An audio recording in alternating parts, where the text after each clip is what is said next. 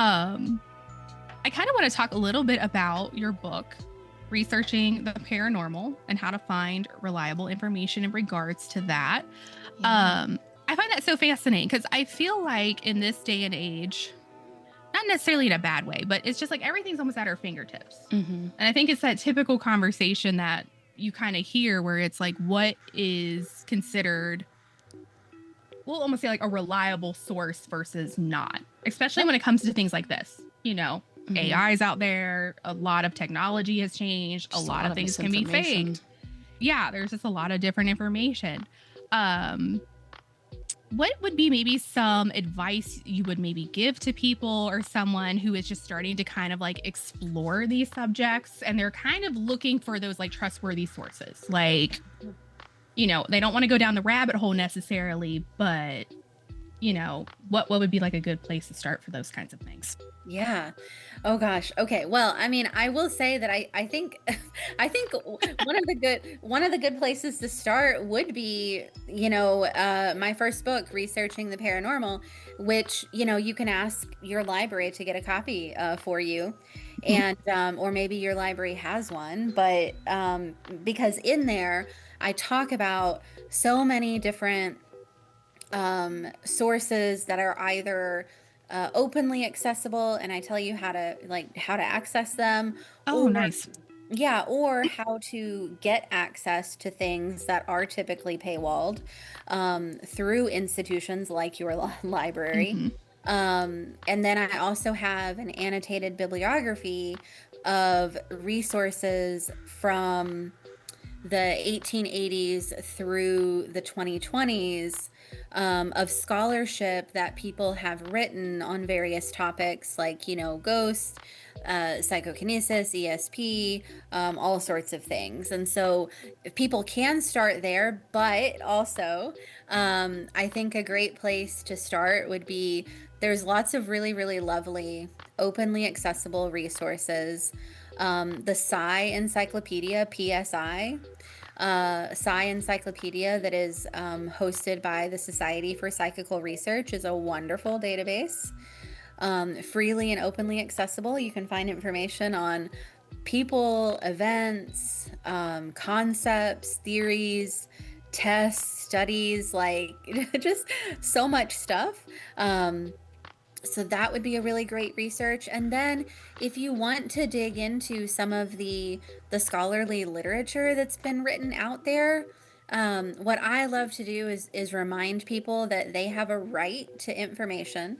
They have a right to any information, and and that includes the scholarly record, like journal articles. But I think a lot of people assume that they can't access those if they're not like a student or a professor or something, but that's not the case at all. Another thing is too, like those articles are often full of like jargon and technical language, but I love telling people how to best like navigate through those if you're not really familiar with the language. And by the way, there's so much language that I'm not, like, I would find an article and be like, I don't really know the jargon of this field or whatever, but if you read the introduction and you read the discussion at the end of the paper, though, that's where they lay everything out in simple terms. So all you need to do is read the introduction and then skip to the end and read the discussion and conclusion, and you'll get an idea of what this study was about. Like, hey, these people did some experiments about ESP, and here's what they did, and here's what they discovered. So Google Scholar can be a great place to type in some keywords like, hauntings or extrasensory perception or psychokinesis or whatever you want, No, that is so true. And that is such a great place to start, because I do think you're totally right in that I feel like there's a lot of resources out there, but it's almost intimidating in a way. Like you said, you're like, well, people are like, well, I'm not diving into this to where I'm going to become like an expert. Maybe it's just something in their own town.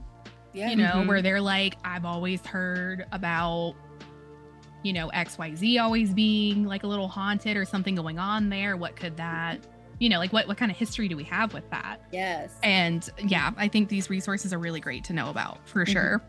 So if that's more of the case, Mm-hmm. because I was kind of just thinking at first, like broader Oh, for sure. topics. Yeah, but I'm glad you brought this up. Yeah. So if you know of a location, maybe it's even like your house or something like that, or Mm. a business in town or something. There's another really, really lovely database called Chronicling America, Oh. and it is hosted by the Library of Congress. It's freely and openly available. And it indexes newspapers up through like 1962. So it is historic newspapers, but Mm. you can type in like your address or the address of a building and see if you get any hits on like articles, you know? Oh, wow. Yeah, you can type in a person's name. You can type in keywords like your town and whatever you want to pair it with. Maybe like an event or something that Yes. you like, that's happened. Okay. Yeah. Nice. And then a lot of your local libraries will have online newspaper subscriptions too. A lot of which you can access from your home by just logging in with your library card number. And then of course also places like Ancestry or Heritage Quest, again, that you can research often through your library. Findagrave.com is a really cool website. Oh, I love them. I love them so much. Yeah. Yeah. And then also too, like your local like county tax assessor's website, so you can find so much historical information about a property. Or I mean, sometimes it's kind of creepy what you can find, but Yes. It makes me just a little nervous because now you're like, well, this is going to be out there someday for me, and like, yeah. The fun part is we used to live in the same apartment building, and I was able to get like all the information about it from online records. The downside is I was able to get all the information on it from public records, which is creepy. Yep. Yeah. It is, there's like a joke. It's so funny in librarianship where we just, like an inside joke where we're just like, librarians are some of the creepiest people. Because we can find it. We can tell you how to find it too. Right. I feel such a kinship with that working in IT, because it's just like, I have access to all the information. I can find that for you. Do you want me to? It's the second question of, I will do everything in my power to potentially find that for you if you need me to. Yeah. Yes. Oh my gosh, that's so amazing.